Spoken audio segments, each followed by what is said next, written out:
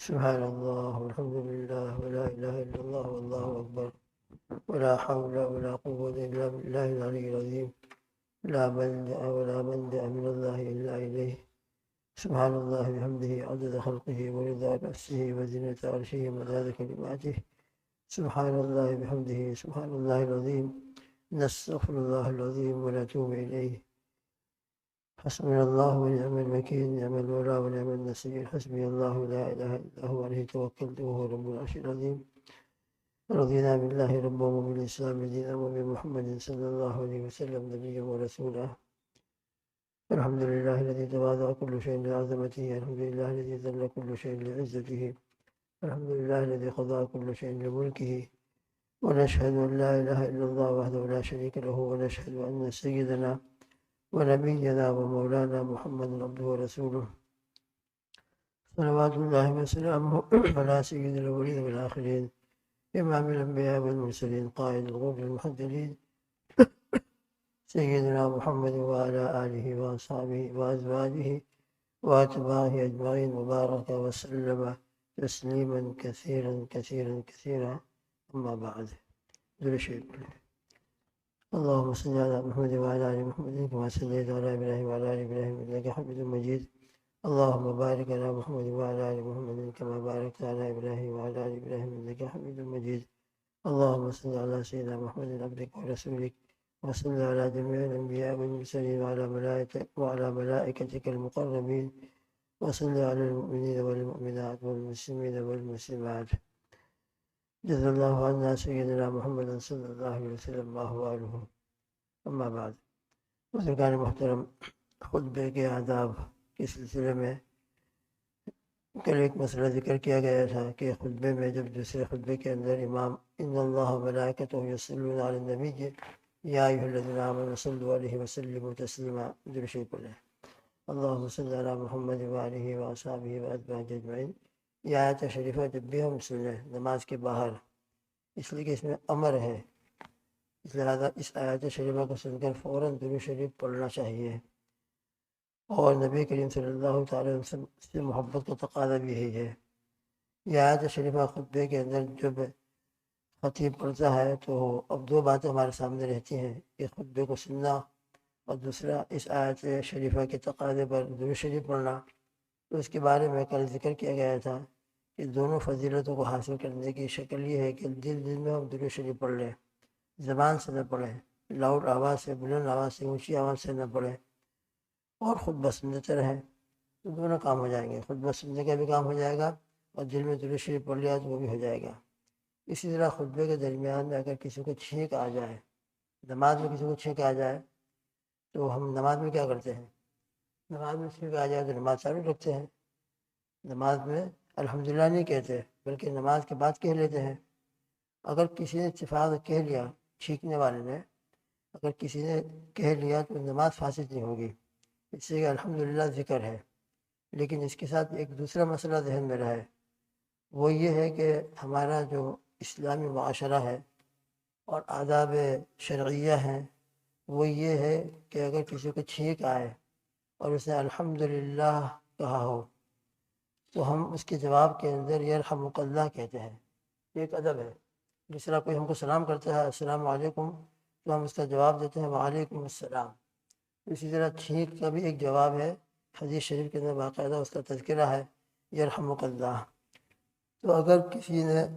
نماز کے اندر کسی کو چھینک آئی اور اس کی زبان سے الحمدللہ نکل گیا، الحمدللہ نکل گیا، حالانکہ کہنا نہیں چاہیے لیکن نکل گیا، اب اس کے بازو میں جو نماز پڑھ رہا تھا اس نے یرحمک اللہ کہہ دیا، اس نے یرحمک اللہ کہہ دیا. ایک عادت ہوتی ہے، اس عادت کے مطابق اس کے زبان سے یرحمک اللہ نکل گیا تو خیر جس نے الحمدللہ کہا اس کی نماز سے فاسد نہیں ہوگی، لیکن جس نے یرحمک اللہ کہا اس کی نماز فاسد ہو جائے گی،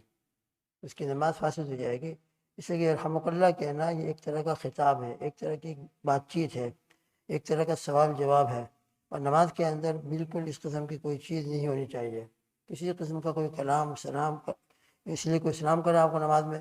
اور آپ باقاعدہ السلام علیکم جواب وعلیکم السلام کہہ دیں تو اس سے بھی نماز فاسد ہو جائے گی. تو جس طرح ہم نماز پڑھنے والوں کو سلام کریں اور نماز پڑھنے والا جواب دے دیں تو نماز فاسد ہوتی ہے. اسی طرح اگر کوئی چھینکنے والے کو یرحمک اللہ کہہ دے تو اس کی نماز فاسد ہو جاتی ہے۔ تو نماز میں یہ مسائل ہیں۔ خطبہ چونکہ نمازی کے قائم مقام پہ ہوتا ہے، لہذا خطبے کے درمیان میں اگر کسی کو چھینک آ جائے تو اس کے بارے میں لکھتے ہیں مراقب فلاں میں، یحمد فی نفسہ اذا عطس، اگر چھینک آ جائے تو دل میں الحمدللہ کہہ دے، زبان سے نہ کہے۔ اصل مسئلہ یہی ہے اور ادب یہی ہے، جس طرح نماز میں ہم الحمدللہ نہیں کہتے، اسی طرح خطبے کے درمیان میں بھی چھینک آ جائے تو یہ الحمدللہ نہ کہے۔ ہاں البتہ اذا فرغ من الخطبہ یحمد بلسانہ، جب نماز سے فارغ ہو جائے، خطبہ پورا ہو جائے یا خطبہ پورا ہونے کے بعد نماز شروع ہونے کے درمیان کا کوئی ٹائم ہو، اس وقت الحمدللہ کہہ دیا اسی چھینک کی برکت، اسی چھینک کے لیے، تو پھر گنجائش ہے۔ یہاں پہ ایک مسئلہ بہت اہم یہاں بیان کیا ہے طحطاوی کے اندر، کما لو سمع النداء فی الخلاء یجیب بقلبہ واذا فرغ یجیب بلسانہ کما فی المحیط۔ ایک مسئلہ یہاں بیان کیا ہے، جیسے مثال کے طور پر روزانہ ہم کوئی مسئلہ پیش آ سکتا ہو، یا کبھی کبھی ہمارے گھروں میں ریسیور ہے ماشاءاللہ، مسجد کی اذان کی آواز ہم گھروں میں سنتے ہیں، تو اذان کا جواب دینا یہ بھی ایک بہت بڑا ادب ہے، بہت بڑا، اور اس کے بعد بڑے بڑے فضائل ہیں۔ تقریباً 5 فضیلتیں ابو داؤد شریف کی روایتوں میں آئی ہیں، جو روایت آئی ہیں تقریباً 5 فضیلتیں ہیں اذان کے جواب دینے کی۔ اگر اذان شروع ہو گئی، آواز آ رہی ہے اور کوئی شخص بیت الخلاء میں ہے، ٹوائلٹ میں ہے، یہ بھی ایک مسئلہ ہے کہ ٹوائلٹ کے اندر ہم اللہ کا نام نہیں لے سکتے، وہاں اللہ کا نام لینا ادب کے خلاف ہے، تو وہاں اذان کی آواز آ رہی ہے تو ہم کیا کریں، وہاں کیا جواب دیں اذان کا؟ تو اس کا مسئلہ یہ ہے یجیب بقلبہ، دل میں جواب دیتا رہے، دل میں، زبان سے جواب نہ دے۔ ہم نے مؤذن کی آواز سنی اللہ اکبر اللہ اکبر، اور ہم ٹوائلٹ میں ہیں، وہاں بھی ہم اللہ اکبر کہیں زبان سے، تو اس کی یہ بے ادبی ہے۔ وہاں یہ زبان سے اللہ کا ذکر نہ ہونا چاہیے، بلکہ دل میں جواب دیتے رہے۔ وَإِذَا فَرَغَ وَخَرَجَ مِنَ الْخَلَاءِ، البتہ جب فارغ ہو گیا اور باہر آ گیا، اگر اذان جاری ہے تو جتنی اذان ہو چکی ہے باہر آنے کے بعد اس کا جواب دے دے، باہر آنے کے بعد جو دل میں اسے جواب دیا تھا باہر آنے کے بعد جواب دے دے، اور اذان ہو رہی ہے تو اس کو ریپیٹ کر کے پوری کر دے۔ اور اگر بیت الخلاء اور ٹوائلٹ میں تھا، دل میں جواب دیتا رہا اور اذان پوری ہو گئی، اس کے بعد وہ باہر آیا فارغ ہونے کے بعد، تو باہر آنے کے بعد پھر جواب دے دے، جیب بلسان ہے۔ تو جس طریقے سے ہم بیت الخلاء میں ٹوائلٹ میں ہوتے ہیں، اذان کی آواز آتی ہے تو دل میں جواب دینا چاہیے، زبان سے جواب دینا نہیں چاہیے۔ اسی طریقے سے خطبے کے درمیان میں اگر چھینک آ گئی تو زبان سے الحمدللہ نہ کہے، خطبے سے فارغ ہونے کے بعد الحمدللہ کہہ دے، اس وقت دل میں کہہ دے۔ تو بہرحال یہ مسائل ہیں خطبے کے درمیان میں، جب الحمدللہ کہنے سے روکا جا رہا ہے، قرآن پاک کی تلاوت سے روکا جا رہا ہے، تسبیح سے روکا جا رہا ہے، تو دوستوں بزرگوں خطبے کے درمیان میں بات کرنا، یا خطبے کے درمیان میں خدا نہ خاصہ ہمارے ہاتھ میں موبائل ہو